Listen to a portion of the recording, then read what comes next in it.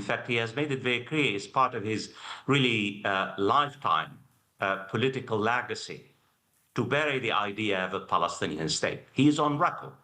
And most of the Israeli politicians, including the opposition, voted against a Palestinian state. In fact, we cannot really understand why Britain and Canada and Australia and Belgium and Norway and Spain and Ireland, why they really now have decided to basically recognize the state of Palestine without understanding that they are terrified that the Israeli government is basically racing against time in order to destroy the principle of a two-state solution, to build more settlement, to divide the occupied West Bank from East Jerusalem, and basically create a de facto on the ground against the establishment of a Palestinian state.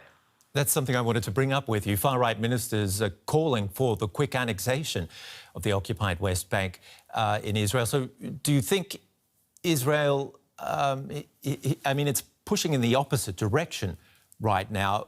Where does that put Palestinian statehood in all reality? Well, the reality is, I mean, the Palestinian state now, I mean, most of the international community recognizes the state of Palestine, with the exception of the United States and Germany and Italy, even though the pressure is really now mounting in Italy for the recognition of the Palestinian state.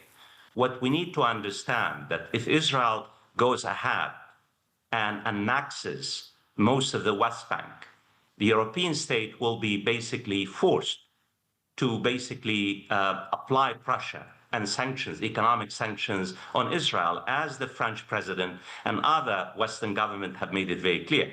And this will lead to Israel's being isolated further and ultimately and possibly Israel expulsion from the United Nations.